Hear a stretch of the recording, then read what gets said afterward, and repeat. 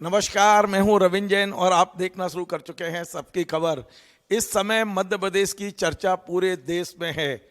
अब से 2 महीने पहले मध्य प्रदेश की चर्चा हो रही थी कि मध्य प्रदेश में 1800 करोड़ रुपए का ड्रग मिलता है।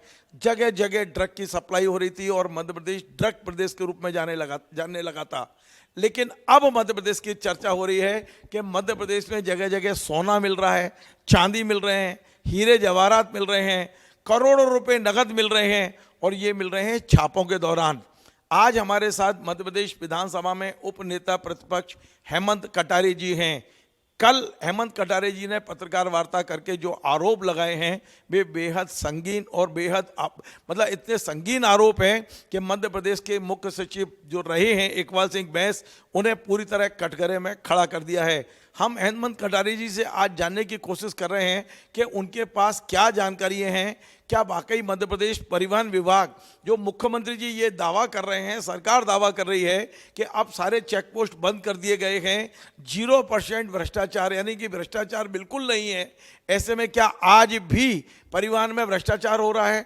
आखिर ये जो मध्य प्रदेश में 54 किलो सोना, 10 करोड़ कैश एक वाहन में मिला है, तो क्या एक ही वाहन था, और भी वाहन हो सकते हैं क्या? इसके अलावा हम उनसे ये भी समझने की कोशिश करते हैं कि मध्य प्रदेश में जो आयकर कार्रवाई कर रहा है राजेश शर्मा पर, हेमंत कटारे जी आरोप लगा रहे हैं कि राजेश शर्मा के पास जो संपत्ति है वो मध्य प्रदेश के तत्कालीन मुख्य सचिव इकबाल सिंह बैंस की है। यद्यपि हेमंत कटारे जी ने इकबाल सिंह बैंस पर 5 आरोप लगाए हैं, लेकिन इकबाल सिंह बैंस ने मीडिया में आने के बाद केवल एक बात का जवाब दिया है, वो ये कि भोपाल तालाब के किनारे सेवनिया गौड़ जो गांव है वहां उन्होंने जो जमीन खरीदी थी वो जमीन बाद में उन्होंने बेच दी है, ऐसा इकबाल सिंह जी का कहना है। हेमंत जी ने और जो आरोप लगाए हैं उनका कोई जवाब नहीं है। हम हेमंत जी से पूछते हैं कि आखिर उनके पास क्या सबूत है और अब वो इस भ्रष्टाचार की लड़ाई को कहां तक ले जाने का मूड बना चुके हैं। हेमंत जी, आपका बहुत बहुत स्वागत है।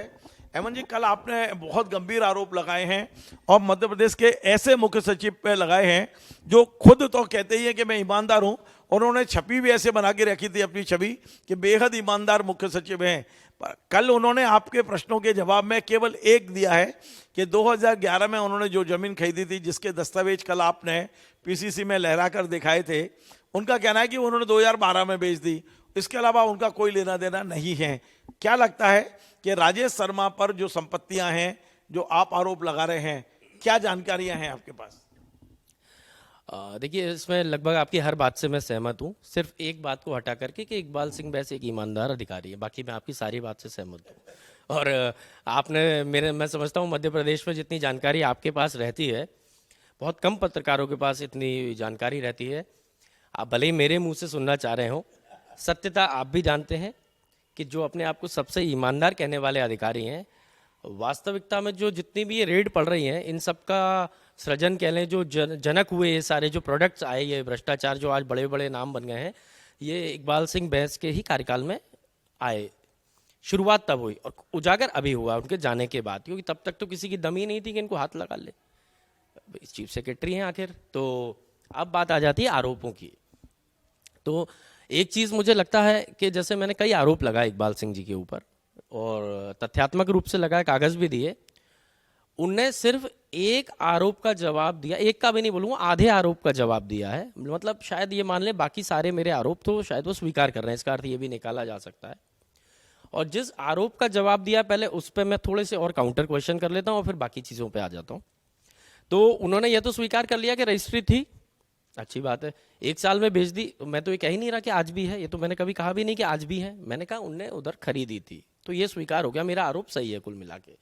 अब उनने बेची या नहीं बेची इस बात से फर्क कम पड़ रहा है, क्योंकि मेरा आरोप मूलतः यह है कि वहाँ पर इनके पहले, सबसे पहले यह इनके परिवार ने संपत्तियां ली वहाँ पर। उसके बाद एंट्री होती है राजेश शर्मा की। राजेश शर्मा की एंट्री हुई कुणाल बिल्डर्स पे कि भाई तेरे ये जो पूरी जमीन है ये कौड़ियों के भाव चली जाएगी, अपन दोनों मिल करके इसको बेशकीमती बनाना है, तो बॉस का हाथ रहेगा, नाम मेरा रहेगा, जेवी करते हैं। और लो डेंसिटी में जो परमिशन नहीं मिली किसी को भी भोपाल में, पूरे भोपाल में, हम तालाब को बेचेंगे, ग्रीन बेल्ट को बेचेंगे और क्षेत्र की जनता को बेचेंगे, वो सारी परमिशन हम बॉस से दिलवा देंगे। और अंत में हुआ भी यही, जॉइंट वेंचर हुआ, जॉइंट वेंचर होने के बाद आप देखिए जो परमिशन 10 साल में नहीं मिली थी, आप देख लीजिएगा रिकॉर्ड पे 10 साल में परमिशन नहीं मिली, और जो परमिशन रिजेक्ट हो चुकी थी एक दो बार लगाने पे, कुणाल बिल्डर जब पहले अकेले थे तब लगाई होगी, तब बॉस का संरक्षण नहीं होगा। उसके बाद 1 महीने के अंदर town and country in planning, वो ग्रामीण कौन से विकास को निगम, जितने भी परमिशन होती हैं एक प्लॉटिंग के लिए, रेसिडेंशियल प्लॉटिंग के लिए, जो कि लो डेंसिटी में नहीं मिल सकती हैं, मिली तो वो भी ठीक, 2.5 गुना ज़्यादा एफएआर पे मिली। जो एफएआर है वहाँ का उससे 2.5 गुना ज़्यादा एफएआर दे दिया। तालाब से मैं तो आपको आमंत्रित कर रहा हूँ रविंद्र जी, आप कृपया आज वहाँ जाइए, बढ़िया अच्छा झील के किनारे देख के आइए कि 30 से 40 मीटर दूरी पे क्या धड़ल्ले से दिल रात कंस्ट्रक्शन चल रहा है, और आज भी रुका नहीं है वो कंस्ट्रक्शन। किसके संरक्षण में चल रहा है? पूरे भोपाल में मैं आपसे पूछ रहा हूँ, एक भी जगह आप बता दीजिए जहां झील से 300 मीटर दूरी पे भी कंस्ट्रक्शन होता हो। एनजीटी की रोक है, जो एफटीएल के प्रावधान है उसमें 300 मीटर तक, क्योंकि तालाब को प्रोटेक्ट करना है तो 300 मीटर का ग्रीन बेल्ट का एक वो दिया हुआ है, एक क्या कहते हैं मापदंड दिया हुआ है। लेकिन सिर्फ एक जगह पर पूरी प्लॉटिंग चल रही है, ग्रीन बेल्ट पूरे भोपाल में बढ़ाया, सिर्फ एक जगह कम हुआ है, वो है सेवनिया गौड़। सेवनिया गौड़ क्यों? यहाँ इकबाल सिंह महज की जमीन थी।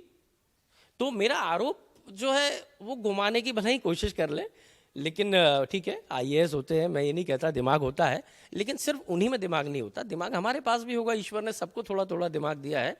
उत्तर देना है तो पांचों आरोप का उत्तर दीजिए, और कोई मुझे दिक्कत नहीं है, मेरी कोई वो दुश्मनी नहीं, कहेंगे तो मैं उनसे मिल भी लूंगा अगर वो सारी बातें बताना चाह रहे हैं, या मीडिया को आकर उत्तर दे दें। भाई अब तो वो रिटायर्ड हो चुके हैं, अब मीडिया के सामने आने में कोई डर है क्या? इतने ईमानदार हैं तो मीडिया के सामने आ जाएं और बात कर लेते हैं, मेरे को भी बुला ले, मैं भी आ जाऊंगा, भाई कोई दिक्कत नहीं है, मैं समझ लूंगा क्या चीज़ है। लेकिन मूल बात यह है, जो पूरा भ्रष्टाचार हुआ है ये इकबाल सिंह बैस के संरक्षण में हुआ है। इकबाल सिंह बैस इसके सरगना है, इसके मास्टरमाइंड है, राजेश शर्मा चेहरा है, पूरा पैसा लगा हुआ है। इस बात की जांच होनी चाहिए, मेरे आरोप हैं, मेरे आरोपों पे जांच होनी चाहिए, आईटी जांच करे, ईडी इसका संज्ञान ले, इतना बड़ा मामला है, ईडी एफआईआर दर्ज करके संज्ञान ले इन सब। आपने ईडी या आईडी इनकम टैक्स को, ईडी को, सीबीआई को कोई पत्र लिखा है या लिख रहे हैं? मैं लिख रहा हूँ, पूरी जानकारी इकट्ठी करके मैं पीएमओ को लिखूंगा, और ईडी, इनकम टैक्स सब और सीबीआई सबको मैं एक उसकी कॉपी भेजूंगा और आग्रह करूंगा कि इस पे जांच होना चाहिए। हेमंत जी, ये राजेश शर्मा कौन है? आपके जरिए मैं अपने दर्शकों को जानकारी देना चाहता हूं कि एक सामान्य सा व्यक्ति इतना पावरफुल कैसे हो गया, और इकबाल सिंह बैस जो बड़े शार्प माइंड अधिकारी माने जाते हैं, उन्होंने इस पर दाव कैसे लगा दिया? राजेश शर्मा, जैसा कि मैंने कहा, एक मामूली से साधारण से व्यक्ति हैं, और हो सकता है इनके पिताजी, शायद मेरे को ऐसा पता चला, ये सही है गलत मुझे नहीं पता, तहसीलदार थे गुना में, तब वहीं पे इकबाल सिंह जी बैस थे, जहां बाद में इनके बेटे भी अभी पोस्टेड हुआ एज कलेक्टर। तो वहाँ से कहीं से इनका जुड़ाव शुरू हुआ, फिर इनके पारिवारिक संबंध बने, इनके परिवारों का उठना बैठना हुआ आपस में, और जहाँ भी हो इकबाल सिंह जी कोई भी काम करते थे तो वो राजेश शर्मा के माध्यम से ही करते थे। उनका खुद का जो घर का भी जो निर्माण हुआ है उसमें भी राजेश शर्मा का काम था। घर के बाजू में जो 18 फीट मोटी रोड, स्ट्रीट लाइट वगैरह लगाई है, मुझे जानकारी ये मिली है कि वहाँ पर भी राजेश शर्मा का इन्वॉल्वमेंट था। हालांकि राजेश शर्मा इतना बड़ा विषय नहीं है, राजेश शर्मा, मैं फिर कह रहा हूँ, राजेश शर्मा सिर्फ छोटी मछली है, एक छोटा चेहरा है।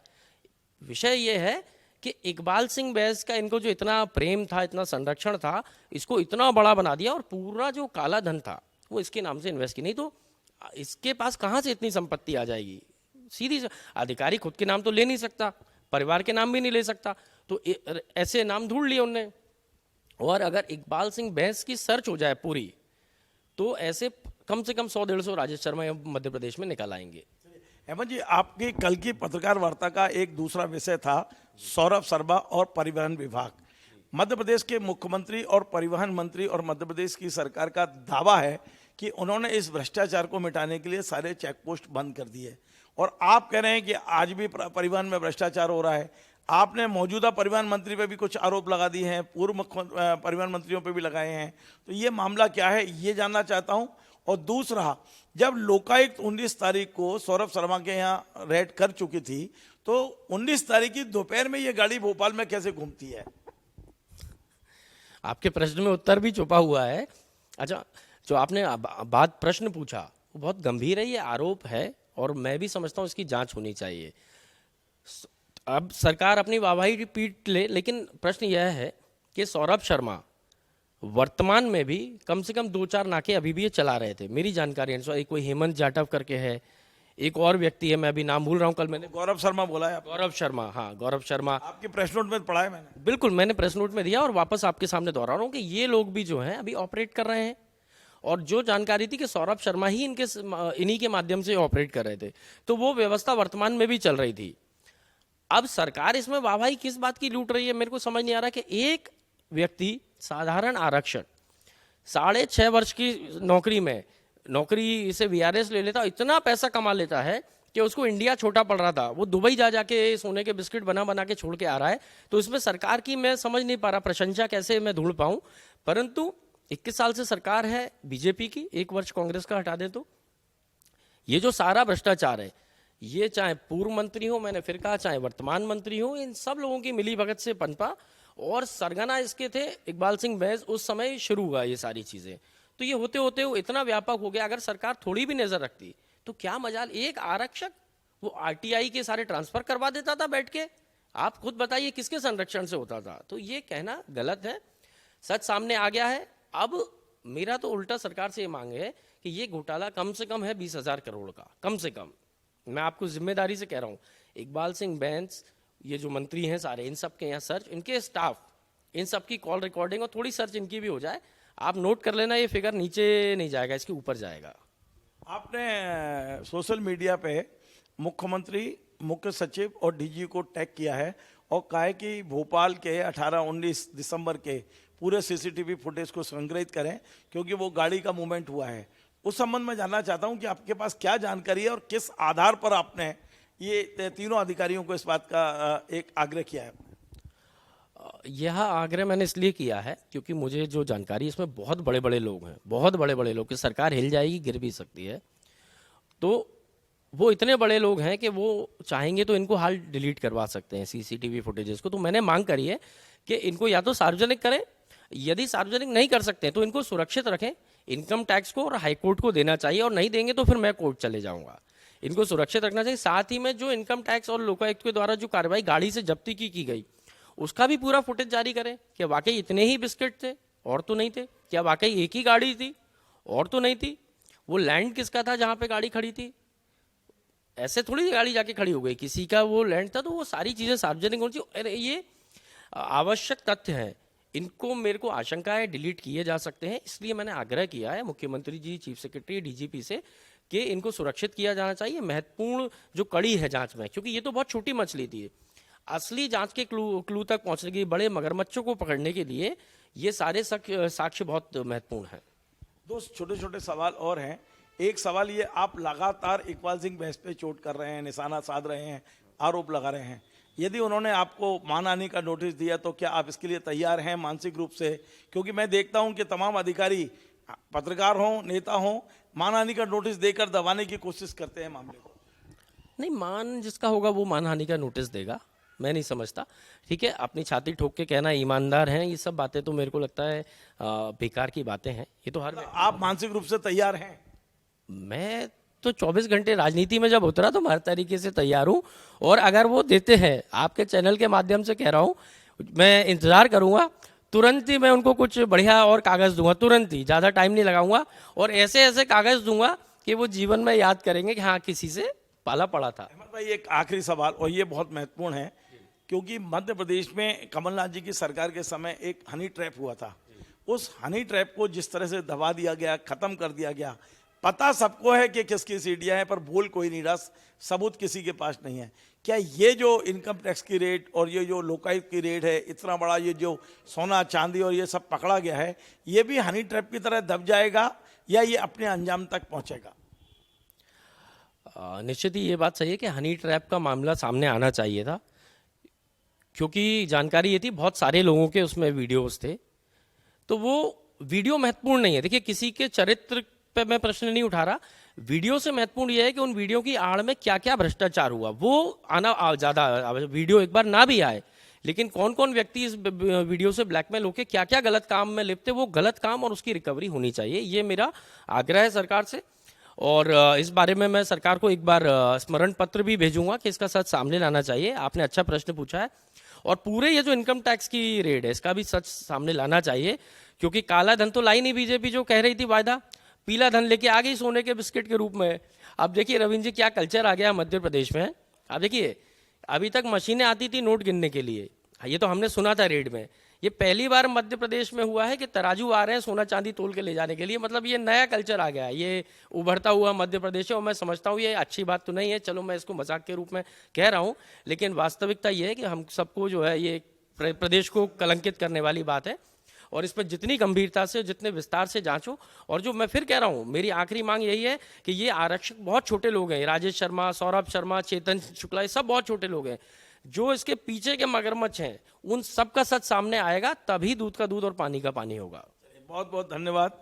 तो आपने हेमंत कटारे जी जो मध्य प्रदेश विधानसभा में उप नेता प्रतिपक्ष हैं, आज उन्होंने इकबाल सिंह बैंस को सीधी सीधी चुनौती दी है मेरे चैनल के जरिए। उन्होंने कहा है कि मेरे आरोप सच हैं, यदि वे चाहें तो मुझे मानहानि का नोटिस दे सकते हैं। वो उनके जवाब देने के लिए वे मानसिक रूप से तैयार हैं। मैं अपने चैनल के जरिए इकबाल सिंह जी बैंस, राजेश शर्मा जी, गौरव शर्मा, चेतन गौर, सभी से ये कहूँगा कि यदि आपको अपना पक्ष रखना है तो मुझसे संपर्क करें। मैं खुद कैमरा लेके आपके पास आने को तैयार हूँ, लेकिन आपको सामने आना होगा, जो आरोप लग रहे हैं उसके जवाब देने होंगे। और निश्चित तौर पे इतना बड़ा मध्य प्रदेश की जो बदनामी पूरे देश और दुनिया में हो रही है, इसे लेके मध्य प्रदेश के मुख्यमंत्री डॉक्टर मोहन यादव को भी अब अपनी चुप्पी तोड़ना चाहिए और उन्हें इस मुद्दे पर कोई ना कोई जवाब देना चाहिए। और अंत में एक बात जिससे हम भोपाल वासी बहुत चिंतित हैं, वो है भोपाल ताल को कुछ अधिकारी खाने पर आमादा हैं, भोपाल ताल को नष्ट करने पर आमादा हैं।